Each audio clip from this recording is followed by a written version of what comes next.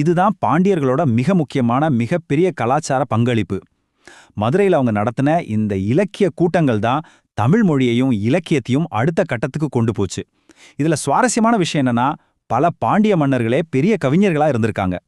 ஆமா, அவங்களோட பாரம்பரியம் ஓலைச்சுவடிகள்ல மட்டும் எழுதப்படல, கற்கள்லயும் செதுக்கப்பட்டுச்சு. சொல்லப்போனா அவங்க எழுத்துக்களுக்கு உயிர் கொடுத்தாங்க, அதே சமயம் கற்களுக்கு ஒரு சரித்திரத்தையே கொடுத்தாங்க. அவங்க கவிதை, இசை, நடனம்னு எல்லா கலைகளையும் ஆதரிச்சாங்க. அது மட்டும் இல்ல, பக்தி இயக்கத்தோட முக்கிய ஆதரவாளர்களாவும் இருந்தாங்க. இலக்கியம், சமயம்னு அவங்களோட கலாச்சார பங்களிப்பு ரொம்பவே பறந்து விரிஞ்சது. இப்போ பாண்டியர்களோட மிக தெளிவான, இன்னிக்கும் நாம கண்ணால பார்க்க முடியற ஒரு மரபு சின்னத்தை பத்தி பார்க்கலாம்.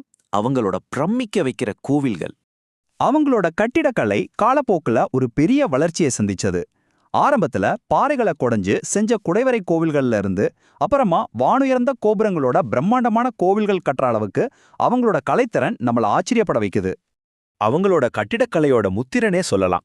மதுரை மீனாட்சி அம்மன் கோவில்ல நாம பார்க்கற அந்த வானுயர்ந்த கோபுரங்களை தான்.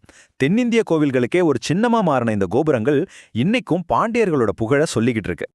இதுல ரொம்பவே சுவாரஸ்யமான விஷயம் என்னன்னா, பாண்டியர்களோட கதை பழங்காலத்தோட முடிஞ்சு போன ஒண்ணு இல்ல. கீழடி மாதிரி இடங்கள்ல நடக்கிற அகழ்வாராய்ச்சிகள் மூலமா அவங்களோட நகர நாகரிகம் பத்தின, அவங்களோட வாழ்க்கை முறை பத்தின புது புது உண்மைகள் இன்னைக்கும் நமக்கு தெரிஞ்சுக்கிட்டே இருக்கு.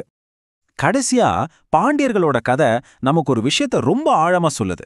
வரலாறுங்கிறது வெறும் புத்தகங்கள்ல மட்டும் இல்ல, அது நம்ம காலுக்கு கீழே இந்த மண்ணுக்குள்ள புதைஞ்சு கிடக்கு. இன்னும் என்னென்ன கதைகள், என்னென்ன வரலாறுகள் நம்ம காலுக்கு கீழே கண்டுபிடிக்கப்படாம காத்துக்கிட்டு இருக்கோம். நாம தேட ஆரம்பிச்சா அதை நம்ம கிட்ட பேச ஆரம்பிக்கும்.